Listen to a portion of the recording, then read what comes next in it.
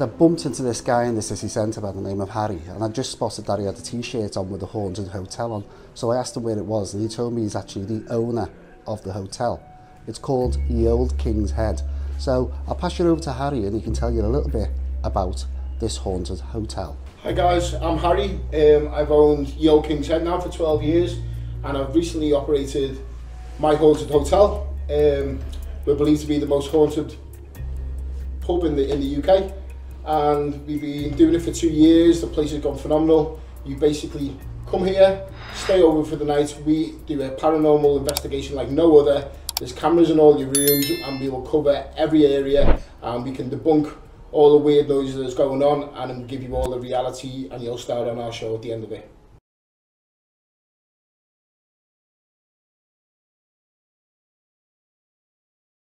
This is a 12th century or 13th century beam. So the building dates back to 1208. The building got made into a new building in 1622, and it then got changed into an inn in 1714. They were using a jewel outside the building in the 17th century. It's a 17th century rapier. So found in the floorboards under room 4 upstairs. A big paranormal hotspot as well also. So we have a private dining room over here which we rent out, as well as the function room. Kind of been keeping with the whole feel of the building.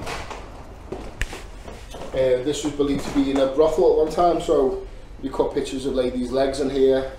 We've had that second chair move out on its own, caught on camera, glasses flying off the shelves, voice phenomenon in the middle of the room with no explanation. The building was initially 2 houses, owned by the Randall Home family and passed on a few generations. Before that, it was owned by Peter the Clerk, who was the administrator for Chester Castle. So do you actually rent out rooms here? Yes, we do. With the reputation the place has got now, we've got people from as far as Australia, New Zealand come on a weekly basis here. They come around 8:30, they stay till 12 the next day. It's a night stay over where they bring their own sleeping bags, hence I save on laundry as well, as you were mentioning before.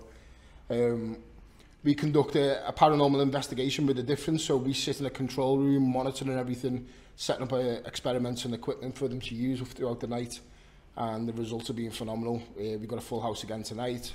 It's inundated until the end of the year now. How many rooms have you got? We have 8 rooms, 6 that we utilise. One houses Britain's most haunted item, which is the Grace doll, which is the equivalent of the Annabelle doll in America. We have a haunted collection throughout the building as well, and we've just introduced a haunted museum in one of the rooms with all haunted artifacts that all our fans send over from all over the world. Right, so if I was to turn up, I just turn up with a sleeping bag and I get a room and... Basically, yeah, a room, and you get to work with us all night. Right. That's it. We move you all around the building, you get to see every nook and cranny. Unlike any other paranormal programme, we cover every inch of the building, so some of them you always hear something in the other room, or they've seen something with their own eyes. We can verify that when we look at like an action replay or a VAR replay if you like on football. And so you were saying that there's no lights, or... I can show you if you like. Yeah, so what happens? You're in the room on your own? Yeah, or so you're in the room... How many people can be in the room? Well, up to 3, depending on the size of the room. Okay, so we have 8 rooms in here. One houses the Grey Star, which is the most haunted item in the UK. We also have a haunted museum in here. Each room replicates what spirits we believe to have found in here. So we have a nursery, you stay in a room with old dolls and clowns in. We have a room that's been kind of blessed by a dark witch, should I say, that has a pentagram in. It also has a rocking chair in the middle of it that got into the New York Post because it started rocking on its own. This room's like a replica of a 1970s, so it's got the Vera Duckworth ducks above there. Each room's sort of themed? A little bit, yeah. To entice whatever spirit's in the room. Can they look at the room? Of course you can. So, there was people staying last night, we haven't done them yet. So this one's quite light, the curtains are obviously open. But you'll get a little bit of an idea of... Guests will come into something darker than this at night time. Well, there's no light at all, and once it goes night time, obviously, then we... There is actually secret little doorways in this room as well, which we let the guests explore for the first 40 minutes. I don't want to get used to the noises and the bangs of the building first of all, because obviously there's a bit of noise pollution from outside. So once they get used to that, then we start moving around the room. And again, if they hear something, 99% of the time we could debunk it and tell them it's next door knocking or it's something else in the building. And the 1% that we can't explain, will make our YouTube show. I don't want to take the mystery out of the room, but if we open the curtains just to show them the sort of bed that they could be sleeping in. Yeah, so. Just to show this room, but I don't really want to have to take away the fact that they will be in the pitch black with just candlelight. So that's the sort of room. So this is a 4-poster bed as well. In this one, we have 2 of them in the rooms. They all have normal bathrooms. Okay. So room 2.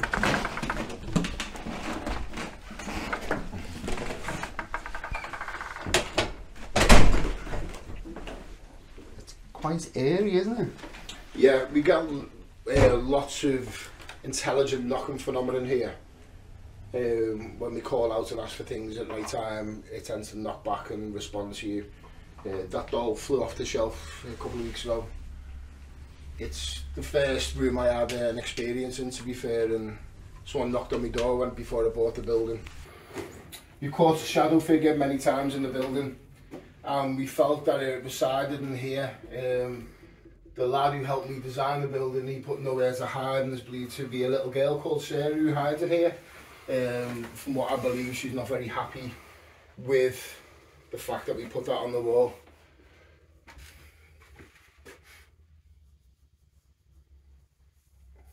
This would probably be in the top 3 bedrooms of the most haunted at the moment. So this room is a bit higgledy-piggledy. If you walk to the other end, although you're taller than me anyway, you'll be a good 1.5 foot taller than me now. It's on a pure slant, hence why we put the mirrors on there. The mirrors act as a portal for things to come through. It's believed, when I operated it as a normal hotel as well, that there used to be a figure that used to hover above you in the bed, which would be very frightening if I saw that, to be quite fair. Recently in the bathroom, one of the guests caught EVP of a baby crying in the room. We also captured that a couple of months ago as well, so it's a recurring thing. Whether it's a residual energy that's just locked in the building and occurs all the time, I don't know. We've recently had a team of debunkers, quite well-known YouTubers in here, trying to figure out if we were pulling strings or making things happen.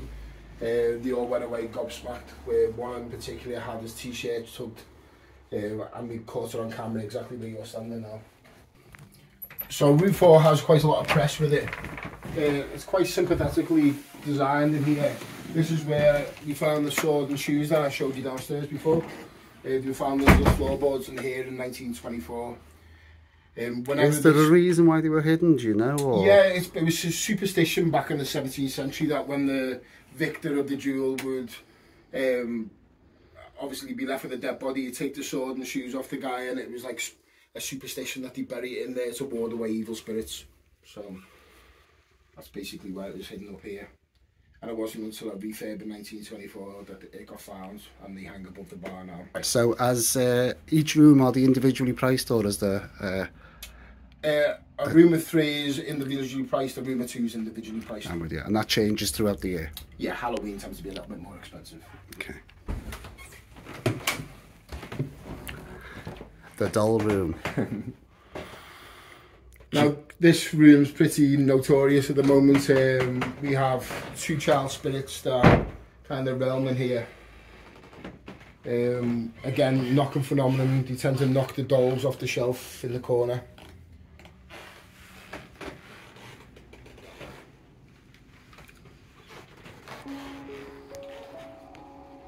Again, people stayed in here last night, so the cleaners are coming in shortly to sort them all out.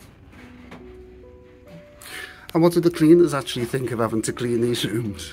They were actually fans of the show, and they approached me in order to come and clean. They do their own investigations. A lot of my staff do their own blogs of the place now. It's become that that well known, so instantly they get 2,000-3,000 followers just following their little journey in here. So do you know the date the building was constructed? Yeah, so it was made into a new building in 1622, but as I said, it dates back from 1208. So there was a house here, I think it was called the Stone House, which Peter the Clerk, administrator for Chester Castle, resided in at the time. And you took over? 2012. Right, so how many more rooms have we got left? One? I'll show you 2 more rooms. 2 more. Yeah. Room 8 you can't go in.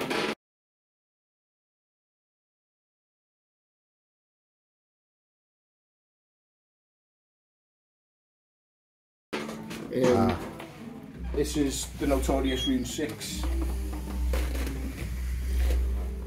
Room 6 has been the most infamous room in the building from the time I took over, really. Shadow figures, manifestations are being caught in here. It's an epic room which kind of fills people with dread. Like last night, people were feeling sick in here and quite narky, the best way I could put it, really. It does have an effect on you. All the beams, again from sunken ships, are believed to make you feel a bit kind of seasick in here sometimes, which I've experienced. It's probably the only room in the building that actually freaks me out still, to be honest with you. Everywhere else I feel quite calm. Oh, and I see what you mean on the floor. Yeah, the pentagram, we had a lady quite famous in America, and unfortunately she just died recently. Lady Snake, she done some dark rituals in here. And this rocking chair we caught moving. We got a spike on the cameras one morning, and I just so happened to look at it, and nothing major, but it moves very gradually, very subtle, and that made the New York Post. So when you say the cameras are running, are they running from the moment the guests arrive? They're running now. Oh, they're running now. So this one's a thermal imaging. So you could be just picking anything up now without even knowing? Yeah, so for instance, Sunday night, I'll come down in the morning, do my tills, I turn all the screens on, I look for any spikes, and I just so happen to be listening to room 4 with the one with the sword in. And it's clear as day, disembodied footsteps in that room, couldn't hear it from any other room in the building. So I have no explanation for it. So you've just opened the wardrobe, and what's this? Well, kind of a Narnia feel, to be fair, but people like to go in there, look into the mirror, they try different paranormal techniques called scrying, is where you shine a red light on your face, and it's been believed to manipulate into the whatever spirit's in the room and change round. Right, and the final room? Yeah, so this is our latest edition. We get given artifacts from people all over the world now, and this is what we start kind of store them in. It was never utilised, this room, really, so we have items like the Capra skull over here, which is a demonic skull used in sacrifices in Scotland. The Maydol, I think it's about number 9 in the country of most haunted items. She's believed to talk to you, saying nasty stuff. This doll was in room 5, kept getting thrown over all the time. We believed it had an attachment, but we figured out it was whatever spirit in room 5 is actually doing it. This was given to us a couple of days ago. It's believed when she falls over, one of the family members falls over and has a bit of a nasty accident. This is the Mandela mask. Again used in tribal rituals in Africa. We have these 2 little guys. These were from Florida. Again, voodoo dolls with some horrible witchcraft stuff on them as well. And just a picture of Charles Cromwell, because the building was erected around that time, really, to see it evoke anything in here. All these items have been given. Oh, the skull, sorry, the chest here as well. When it's believed it's open, people have bad luck. If you look at our channel, you'll see the amount of people have had bad luck since it's opened up. I just say don't open it up, it's quite simple. Yeah, if you don't want it, don't do it. We do a lot of debunking on our show, so we have it shows like what a Ouija boards are all about, and we debunk your Ouija boards. We have mediums on board, and we get them to put it into the test and feed them narrative and see if they'll bring it up when they're giving us readings and stuff. When you're saying debunking, is it just to... Basically trying to figure out if these people are real or what's real and what's not. Because there are a lot of charlatans, exactly, and we're very, especially in this game as well, there's so many paranormal fakers now which are dominating a lot of television. A lot of people will think it's just a mind working overtime, don't they? 100%. A lot of people do. Yeah. And then you have your psychics that have been, I mean, you've only got to look at YouTube alone to see how phony they are, because they blow themselves up live. Exactly. In their own environment, they're comfortable. Yeah, 100%. When they're in, you know, some of them have got earpieces in and being told, and they've been known, basically you have to sign forms when you come in and write down your topics that you like and everything. We're very conscious about that. So we actually done a SAS trained dog special. So obviously you can't manipulate a dog's mind and how the building looks, or you know, they're not going to get scared or nothing. And these dogs jump out of planes, being trained by the SAS. It's a good friend of mine who has them.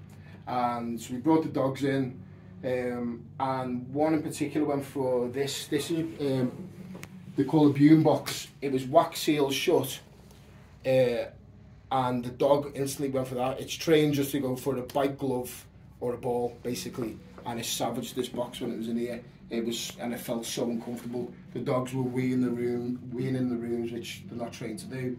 They freaked out, and I said it took the box up to pieces. So wherever it felt like it was in there, it didn't like whatsoever. Right, Harry, how can people find you?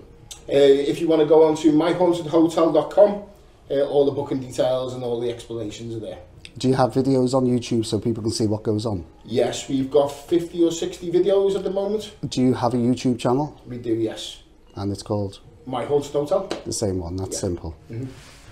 Right, that brings me to a close to this video. Don't forget to like, subscribe, hit that notification bell, make a comment. Do you believe in the paranormal?